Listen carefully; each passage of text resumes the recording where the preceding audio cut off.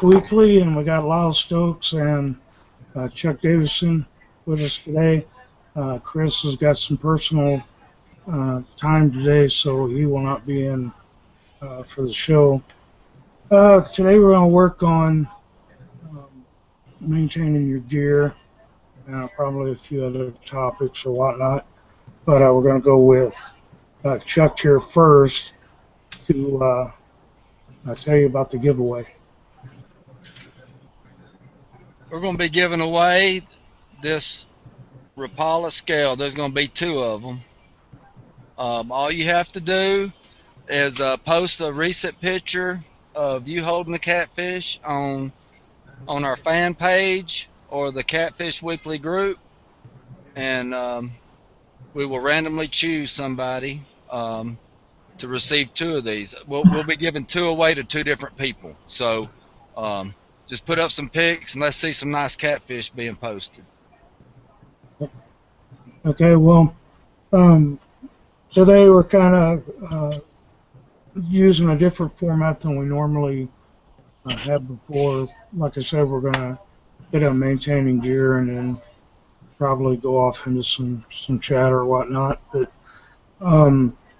I personally have not sent my reels off for maintenance. I haven't took any of them off for maintenance, anything yet. So I used to. I bought reels and they were cheap enough that when they broke, I just bought another one. But they're getting a little expensive, and I don't even know where you take them to get them maintained. Do you, Lyle? Yeah, there's a couple of places. You can send them to a guy that's on our website, Twisted Cat Outdoors. His name's Abu Doc, and I know he works on all the Abu Garcias and I think some other stuff. There's also a place in St. Louis that does really good work, and I understand there's a guy over in Kansas City area that does some pretty good work too. I know Jason Mathena's told me about the guy in St. Louis that does really excellent work, and he can do some trick stuff to them and make them actually cast better and reel up better, and he cleans them up and does a real good job. I guess people don't realize, when you're down on the river and even if you're pond or a lake, or it gets sand and grime and all that stuff in. But like I said, I got a bunch of cheap ones and I just use them until they screwed up and I buy another one. But I don't know them pins that I bought from you. I'm probably going to end up having to send them off to get cleaned and changed. Those are pretty easy to maintain, Paul. They're you just take the side covers off of them. They don't have all the gears and fancy stuff in them that a lot of the others do. But I try to clean them out. I use carburetor spray on mine in the spring, and then lube them up with some like Soul Machine oil or 3-in-1 oil or Vaseline, something like that, on top of the gears. That's what I was getting ready to ask you, if you could use Vaseline or something like that on them. Yep. Jason Malone would like to know what kind of reels you're using, Paul. I'm using Penn 209s. Ain't that what I bought from you, Lyle? Yes. 209 pins is what I use, and then Akumas. I really like the Akuma bait casters. If I had my choice, I think it would probably be the Akuma, but and I got an Abu Garcia too. I forgot about that. Abu 5000, I think what it is. C.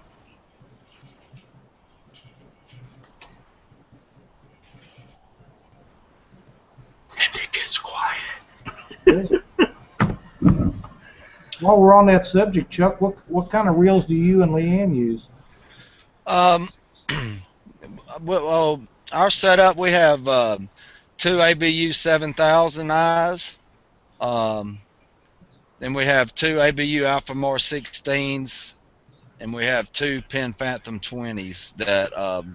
That's pretty much what we use consistently. Then we have some Channel Cat rods that we just put on some ugly stick catfish poles.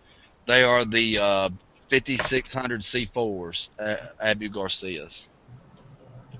I see, and the other thing I've got is the Black Horse custom rods, and Justin got his, and he keeps his waxed like a car. He polishes them, waxes them. Mine, they've they've been out in the sun that it bleached the yellow cord and stuff, which I'm gonna have Lowry do, I think, with rubber or something. But he really takes care of his stuff, and me, I'm kind of like somebody that buys a pickup truck and not use it. I don't believe in that, and I could do a little more maintaining than what I do as far as maintenance, but I guess another thing that I need to work on is reuse or using the braid. Somebody told me something about going backward or putting it on another reel or something like that. Well, I think it was you told me that one, Yes, yeah. After a year or two, I run it off of one reel, and it'll wind up backwards on a new reel. That way, you get longer life out of your braided line. Because the braided line ain't cheap. No, it's pretty pricey, but it's well worth it, especially if you don't want if you want a reel and rod set up with no stretch, which is the ticket when you're bouncing and drift fishing, and that just makes it last longer. But braid lasts a long time anyhow. Yeah. And you're gonna let us wax your boat, polish it. Do what? Well, when you gonna let me and Jay polish that boat? I want to get it painted. Well, you need to hurry up and get it painted. Well, I'm trying to get a hold of the guy. He just, when he had time to do it, I couldn't turn loose of it. Now I got time to. I had 3 to 4 weeks to do it, and he was too busy. So we just got to get together on it. Call up Mako and see if they'll do it. What's that? No, I don't think so. No, you don't like them cheap paint jobs? What's that? You don't like them cheap paint jobs? Well, no. If I'm going to spend the money, I'm going to get it done right. Now, there's a lot of stuff that I don't know, and I got people telling people I act like I know everything and whatnot. And I don't think I've ever acted like that, but I'm still learning stuff, and I guess when you think you know it all is when you run into trouble. But I don't have a big boat to hit the river with or anything like these two guys do. So you want to go into some maintenance on a boat, Lyle and Chuck? Let me work on the boat maintenance. Well, to start with, one of the things that I do on my boat is that the beginning of every year, I pull the tires and wheels off and pack the wheel bearings, and if you have brakes on your trailer, I check all that over. Sometimes I'll do it twice a year, but usually once a year we'll do that. And I always want to check the lower unit oil in your boat motor a couple times a year. Make sure that you don't have any leaks. Make sure you have spare drain plugs. There's nothing worse than launching your boat, figuring out you forgot to put the drain plug in, and not being able to find it. So it's nice to keep a spare or two with you. It'd be a good idea to take an extra shear pin, don't you think? Well, if the old boats had shear pins, yeah. If you have one of the old motors that has shear pins, you ought to keep several of them on hand. The new ones have spin-out type props where they're mounted in rubber, and if you tear that up, you just need to get in and get it fixed or put a different prop on it. But the old ones with the shear pins, when we used to have those, we kept several of them on hand because we was always getting into stuff where we'd shear the shear pin off, and then you was hung out in the middle of the river someplace. Trolling motors, you need to make sure all your trolling motor connections, your batteries are good. The batteries need to be checked every spring to make sure that they're rechargeable, that they're charged up, that they're not weak, because if you have a 24 or 34 36-volt system, and you're running 2 or 3 batteries. If one of them is not as strong as the others, it'll drag the other 2 down. You won't get the performance out of it that you would if you had 3 good batteries or 2 good batteries, whichever the case the system would be. You need to check and make sure all your live well stuff, your switches, are shut off and on when they're supposed to. If you have a timer, that it works correctly, because if you have one timer that's putting water in and one timer that's taking water out, if the one that's taking it out doesn't come on and the one that's putting it in doesn't shut off, next thing you know, you filled your boat up with water. So anything that has working parts needs to be gone over and make sure that it's all good. Anything that gets lubrication needs to make sure it's lubed and checked over at least at the beginning of the year. And it's a good idea if you use it a lot or you travel a lot to do it more than once a year. I think Chuck. Lyle pretty much about covered everything on the maintenance. Yeah, and if just try to maintain your boat. You've always heard everything on your boat's already broken. You don't know it yet.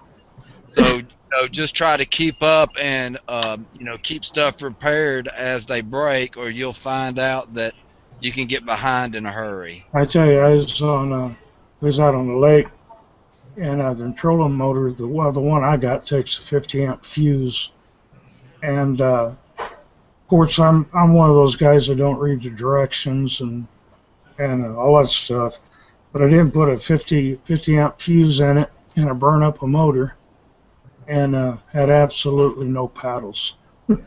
So it was taking our hands and paddling water trying to get back up to the ramp.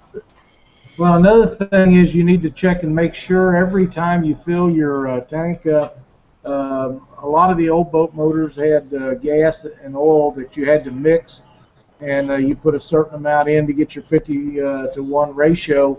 The new ones, most of them are fuel injected or whatever, but you need to make sure that those pumps and tanks are not leaking. The last thing you want to do is run out of oil or have the wrong mixture and blow your motor up, and then you're done for the year, or you got to buy a new motor. A little crack in that hose and sucks a little bit of air. It ain't gonna run with snot. Oh, it'll tear it all up, that's for sure. But if anybody there in the chat's got any questions, feel free to throw a question in there, and we'll try to get it answered. But I don't know. I keep going between my tackle box and my backpack. I'm not sure which one I like better. I got the backpack now, or everything packed in the backpack now, but I try to keep everything organized, the first aid kit and all that. But I can't really think of anything else. We got any other subject you want to talk about, or? Yeah, keeping your lead maintained from week to week. If you use leaders, you can have a nick in one. If you don't check it before the tourney, it can make and break you, because I found that out a couple of weeks ago. And what was that? I didn't catch what you said, Chuck. Leaders. Okay. Yes, check your leaders. Especially if you're tournament fishing. Week to week. If you break some off, lose a fish of a lifetime. You're not losing money like you are in a tournament. But when you're on a tournament, check at least the first 10 feet of your line before your leader. Check your braid. What I always do, I always cut off about once every month. I'll go ahead and cut about 5 foot off my braid. As I'm tying on, breaking off here and there, I'm always cutting off a foot here and there. That's down close to where I tie my leader on. But always check your leaders. One little nick in a mono leader can cause it to snap very, very easy. So that's something. Even during the day or night when you're fishing, every time you're rebaiting, get your fingernail and slide it up and down that leader, see if you feel anything while you're putting that bait on. And that can cause you a lot of heartache. We fish a lot of tournaments, nearly not every weekend, but nearly every weekend. And a lot of times, what I try to do is go through and put new leaders and hooks on before every tournament. One week we'll be fishing a tournament for channel cat. The next week it'll be for blues. Or, sometimes you'll want smaller hooks in one area than bigger hooks in the next area. And I don't sharpen hooks. I know a lot of guys that do, and it's a great way to save money. But for me, I just put a new hook on, and if it's sharp and good quality hook, I'd rather do that than have to worry about it. But like I say, new leaders and new hooks on before every weekend comes up, and that way it knocks out any chance of having that. But you're right about the main line. It needs to be checked. Every time that I retie, I take off 2 or 3 feet of it, no matter if it's braid or mono. That way you know for sure that you don't have any nicks and it doesn't stay on there very long.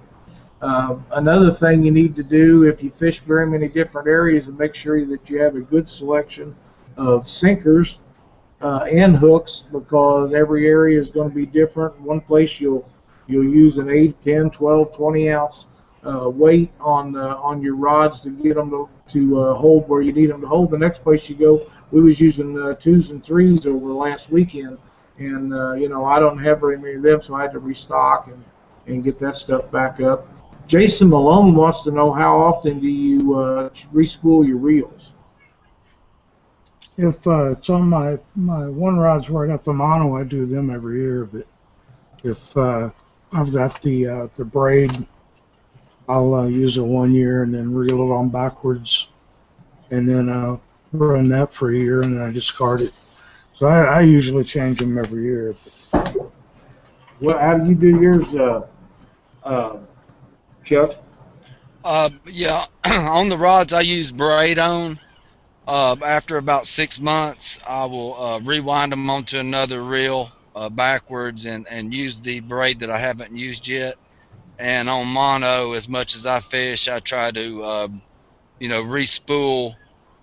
Probably every 2 or 3 months with the Berkeley big game. See, I would probably do that if I tournament fish, but when I fish in the lake or on the bank there on the Mississippi, the biggest thing I'm going to catch in a lake that I fish in is maybe a 20-pound channel cat at the max, so I don't need to change my line out as much as maybe you and Lyle do. Also, we have a question on there about what size mono leader do you use, what length and what size.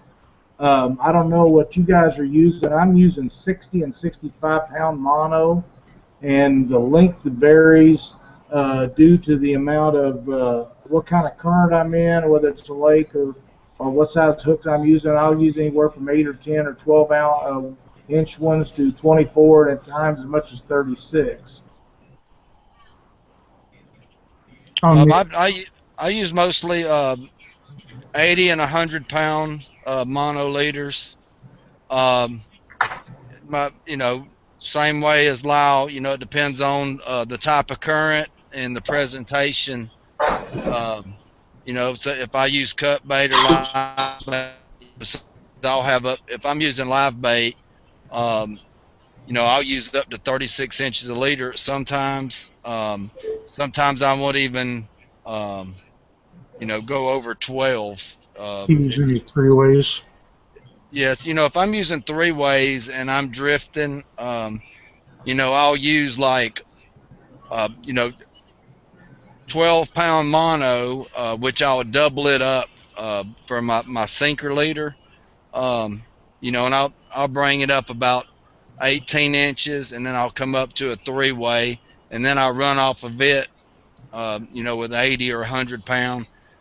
Then I'll come up another 12 inches, and I'll put like a 12-inch leader with 80 or 100-pound. That way, if my weight gets in the structure, I can snap that 24 pounds worth of mono off of that lead, and I won't lose as much. I won't lose the hooks, and all I got to do is when you double up that mono, what I do, I'll just loop it through the bank sinker, and that way it's wrapped around the bait sinker twice, and then I just do a couple of overhand knots, up on my swivel, because it's not going to hurt, if you pull it really hard, and that knot comes off, because a lot of times you don't want to um, pull your boat around, anything like that. So I'd rather um,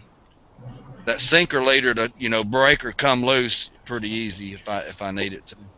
Have you noticed, Chuck, that when you're tying on heavier leaders with braided line, that if you if say you get snagged up, instead of worrying about breaking it off with your rod, what I do is I wrap a couple of wraps around the body of the reel, and then pull straight back with the rod, and it'll snap those 60 and 80 pound leaders pretty easily that way. Yeah, what I try to do, if you pull slow and steady, usually your mono, if you're using 80-pound braid and 80-pound mono on the leader, usually if you pull slow and steady, your mono ends up breaking.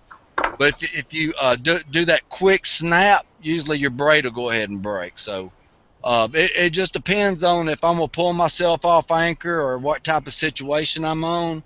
But a lot of times I go ahead and I try to pull it real slow, and get that mono to stretch and break before that braid does, so I can save my sinkers if I have a no row or something like that on. Hey, Lyle, did you smell that? Smell that? I just farted. No. You didn't smell that? Hey, I want to do this early while we're at it. The next show,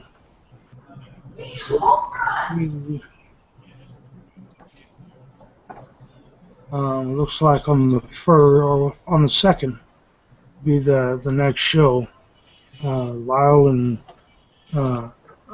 Chuck and Chris, we talked about it. We're going to try to gracefully talk about pay lakes and noodling, and our thoughts and why we don't believe in it and whatnot. So you might want to pay attention to that show, and that could get interesting in the chat room. What else we got? Anything else? These guys hear me? Oh, Yes. Okay, I can't really think of anything else either. What do you recommend on your rods, Lyle, to make them last longer?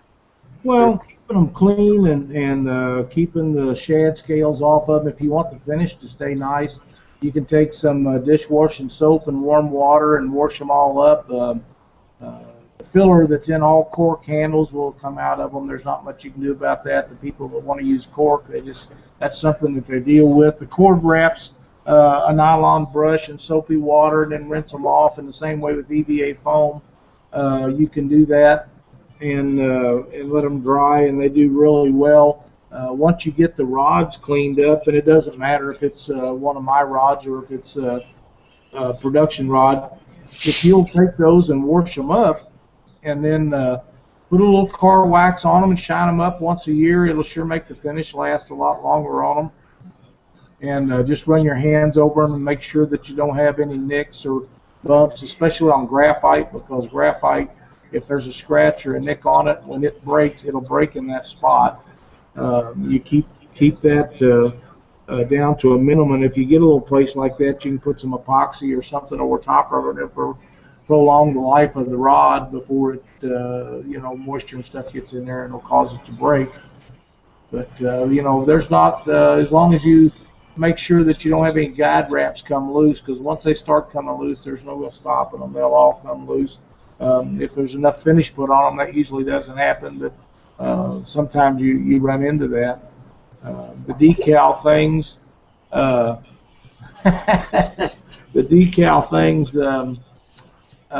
you just got to keep them clean and shiny if you want to be able to read them, and go with that. But there's not a whole lot of maintenance done to them. Just keep them clean, and like I say, a little shot of car wax once a year will make all the difference in the world. Yeah, that's what I was going to get ready to ask you if you use polish or. I've got a question here from Adam Winder wants to know what kind of hooks do we all use. I'll start with saying that I use a Charlie Brown 9/0 for drift fishing when I'm bumping, 10/0 if I can get them, a double action style hook for normal fishing, dead sticks, and anchor fishing. I like an 8 or a 10/0 2022 Eagle Claw circle hook. I found nothing that I get along with any better than that, and confidence in what you use is a big percentage of success. So that's what I'm using, and you guys can weigh in on that. Well, I usually use the 6/0 bottom dweller circle hooks until I couldn't get them anymore, so I had to find another source. I get them out of China now. 50 of them cost me about $12 with shipping.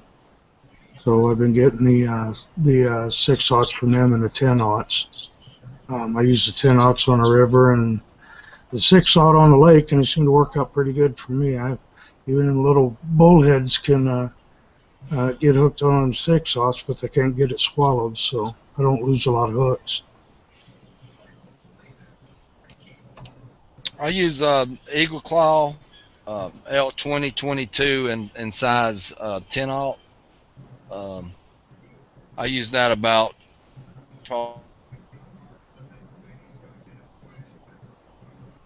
Just number 8.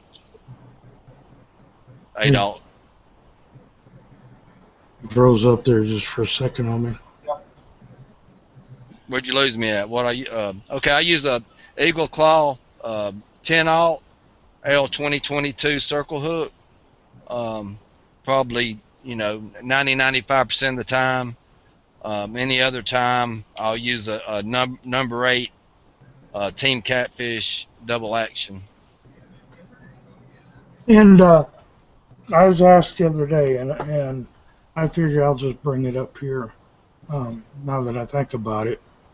The reason that I wear a jersey, and I don't tournament fish, but I wear this jersey like the bottom dwellers and the Black Horse Custom Rod and Twisted Cat Outdoors and stuff like that, is because these guys back me in doing the things that I do, the charity work with the kids and the seniors and the disabled and whatnot.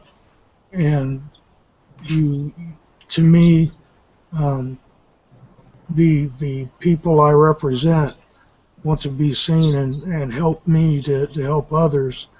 It's more of an advertise that they support me instead of me being a tournament fisher, fisherman. So that's kind of why I wear the jersey, and I wear it just about everywhere I go. I got a couple of them. The third one ended up with hot lead all over it, and it melted on me. But that's the reason that I wear the jersey, is not because I'm. And what you do is very important to the sport. You do a lot of stuff for youth and kids and disabled people and people that are in nursing homes and things. And it's outstanding that you do that and represent these companies the way you do, and we're all very proud of the fact that you do that.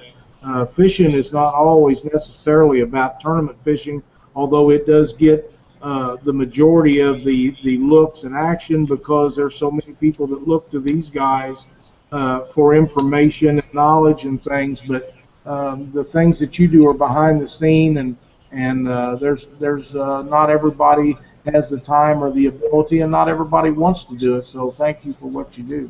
So and if anybody wants to get involved or something, they can always get a hold of me at Paul at catfishweekly.com. The group I represent is Team Fat Boys, and that's been around for about 3 years. We're incorporated as a non-for-profit in Illinois. So people that want to help and stuff like that will always accept the help. I've got another question here about what do you do if you have cork peeling and what can you do to fix it? Adam, if you're talking about the cork peeling off of a rear or a front grip, the easiest way to do that is to squeeze it and get a spot in there where there's a little hole behind it and pour some fast set epoxy in there and let it run down in there and let it set up over top of that, and that'll fix it again. And if it doesn't stay at that time, then you need to probably replace it.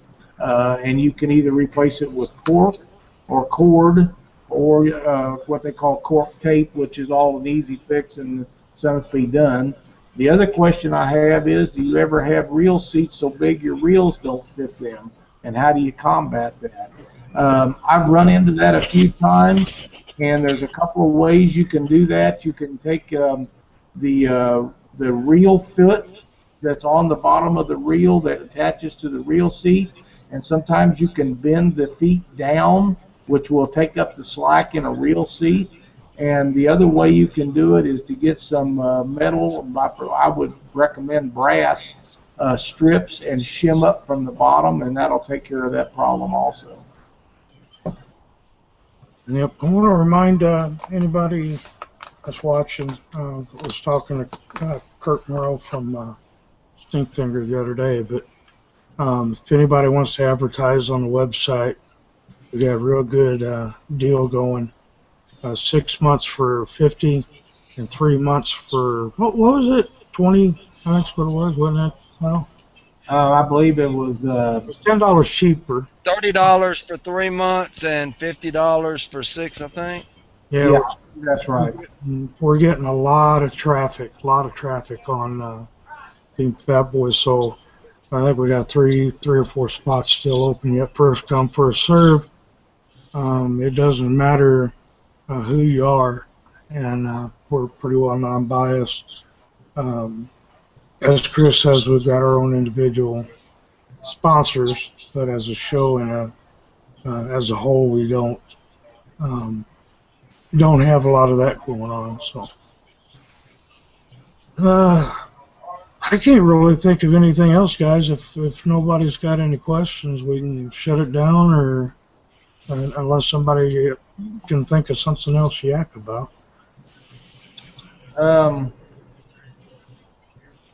We have several people that's just now coming online. If we got anything, I don't. The only thing I can talk about is we had a really nice turnout at the Nauvoo tournament over the weekend, Saturday.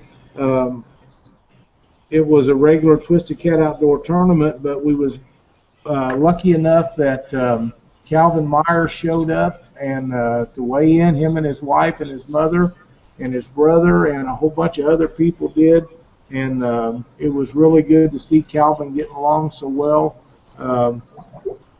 The tournament was pretty good itself, but having him there was absolutely the highlight of the day for me, and I think most everybody else. He's such a good guy, and he's working real hard to combat this issue he has with this cancer, so we're all happy to see him.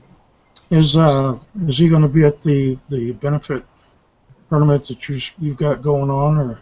Yes, he is. He was actually. They had a benefit auction for him with a whole bunch of stuff yesterday, and he was at that. I know that he got tired and had to probably leave a little bit early, but that was a big weekend for him. But next weekend we'll be having the tournament in Burlington for Calvin Myers' benefit, and he will be there also. And you guys get a chance, come to Burlington and jump in that tournament with us. It's gonna pay 50% of the money we take in to Calvin, and 50% will be for prize money. And I know most of us are not interested in the prize money as much as we are trying to help this young man out with this battle he's got on his hands. And I've said this for several weeks. Calvin is an ambassador to our sport. He worked for years trying to promote catfishing and does everything the right way. He's a good family man, and and he's just having a run of tough times here, and we need to help him out any way we can.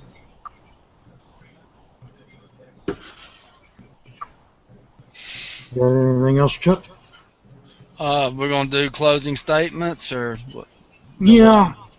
If nobody's got any questions, we'll wait here a second and see if anybody's got anything. If they want to ask it now. Forever hold your peace. I was gonna ask y'all something. See if y'all have ever heard of this. I do it. I don't know if I'm just anal about the way I do things, but any time that I get new fishing sinkers, I'll put them outside in a coffee can, and I'll just let them weather with rainwater. I've always been told that the chemicals and stuff that come out of lead do have a lot of scent and stuff to them that fish would probably be able to pick up on. Has anybody ever heard of anybody else doing that, or am I just anal and superstitious, or what? I've never heard of it, but it wouldn't surprise me. You said anal. Yeah, it's just being around the old timers and everything. And, I just thought they just leave their lead outside for whatever reason in a bucket or whatever. But well, they said that about hooks and stuff too. That you had to put your bait on the whole dang hook, because if you left any showing that fish wouldn't bite. And then later on in life, I found out that was a crock of crap. Well, they're saying that after you pour your lead, you get the smell of it when you're pouring it, and you can smell all the chemicals that's in it and everything. But even after you pour them and let them set up, a lot of that stuff's on the outside surface and all. And the old timers have just told me for years that especially for catfishing, where they use their scent for feeding and everything mostly, that you need to let them things sit and just sit outside and weather and rainwater and stuff, and it helps get rid of a lot of that stuff. Right. That's just like the hook thing. It's a confidence factor. If you think it'll work, it probably will. Yeah, I just didn't know if anybody else did it. It's I don't know. Growing up, I'd still be spitting on worms had I not known better later on in life. We got any questions pop up yet? I don't know that that'd be a big difference. The thing that they've been talking about on the Catfish Weekly chat, I don't think we're going to be spreading around on the show. And that chat's open 24/7. Anybody wants to get in there and absolutely. So you can leave questions. I monitor it sometimes or whatnot, but I get on it and check it, and you guys can ask questions on the chat line, and we'll check it and answer them if we can. And if you want to leave a comment for the show, we'd really like to have that. All input is welcome, good or bad. We hope it's not too much bad, but yeah, we try to make the show better, and the only way we can get to make it better is if people leave comments, so we know if we're going the right direction or not. Yeah, the other thing I'd like to see is people go to the YouTube page and like and comment and subscribe. Yeah, I've noticed that. We get some likes every week, but if you like the show and you watch it on YouTube, please click the like button. Do so also on the Facebook page. And when you're on YouTube watching these things, because they're on 24 hours a day, 7 days a week, and all you have to do is leave a little comment there, so we know that you either like it or don't like it, or we need to change something, or if we're doing a good job, please let us know. Yes, and if you have any ideas, if you want to see us bring somebody on as a special guest, or any kind of ideas on the show that you would like to see, please get on there, and we're open to any comments on stuff like that. So give us your ideas on what y'all want. This is y'all's show. We're here for y'all. So y'all. So remember, guys, next week, pay lakes and noodling. That's going to be the topic. Let's do our closing statements here. Well, that's what I'm getting ready to do. There's a lot of noodling going on down here right now. That's probably the peak of the spawn, and all these kids have been watching these TV shows that's never had parents or relatives do it in their entire life, and they're out here in this river and this lake, and you go down with a boat and you see kids at all these boat launches. They're out by these houses and stuff. You don't see them out, on a dirt bank, like on TV. They're around these boat ramps and stuff, and they learn this stuff on TV. They didn't. A lot of these guys didn't grow up doing this. That's a topic for next week. So we will go ahead, Lyle. Well, I just wanted to let everybody know that, again, May 31st in Burlington, Iowa, the Calvin Meyer Benefit Tournament. We have a lot of stuff being sent in, and we're going to have auctions and raffles and things for the prizes, and it's for probably one of the best reasons that you could ever go to a tournament. And if you guys get a chance, please show up there, and you'll have a good time. There's going to be a good meal to go with it. We're going to have a fish fry after the tournament at the firehouse, and it's just going to be a lot of fun. June 14th, LaGrange, Missouri, the Jack and Jill tournament. This tournament is sponsored by Mark Twain Casino. $3,000 first place prize money. We're going to have a great time there. Hopefully we're not right in the middle of the spawn. It hadn't really started up here yet, so we're hoping that we'll get by that. And we've got people coming from several states and entries coming in just about daily. And if you get a chance, come on up and join us. It's going to be a lot of fun. Keokuk, Iowa, July 12th, added money tournament. Last year we had, I can't remember, it was either 45 or 47 boats. Quite a big turnout for us. It's going to be a really good, fun time up there at Keokuk, and we'll be fishing, a lot of fishing below the dam and on down, and you can absolutely catch some good blues up there. So come on up and join us, and as things get closer on the other, we'll announce some of them other tournaments as time gets a little closer on them. Yep. Okay. Alabama Catfish Trail. We'll have our next tournament July 12th at Birchfield Branch Campground Ramp. This will be a night tournament from 5 p.m. to 2 a.m. This is a campground, so you can bring your tent, set up your tent before the tournament, go out fish 2 a.m. We'll come back and have a nice weigh-in, and then you'll have your tent there. Just get a good night's sleep, and hopefully we can get up and do a little bit of fishing the next day. This is the home of the 120-pound Alabama state record, so a bunch of experienced catfish guys. We should be able to go down there and see what they really got in that lake. And they'll be coming right off a spawn around then, so they're going to be feeding heavy. We've been getting a lot of buzz about the tournament after that. It's going to be September 6th on Wheeler Lake. We're going to be launching out of one of the nicest harbors, Ingalls Harbor. It's very nice. So hopefully we'll have people come in from some other states and stuff for this. We've been getting a lot of messages on our fan page and all. So hopefully it'll be a good one. All right, Paul, that's it. Well, guys, remember, we've still got space for advertising left on the website. As Chris always says, we're not biased to anyone, even though we have our own personal sponsors and whatnot. The site's totally different. We are, I don't know how I would say that, but anyway, you get the point.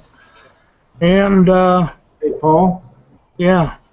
I'd like to give a shout out to the winners of the tournament Saturday, Jason Rath and oh shoot, forgot his name. Boy, that really bothers me.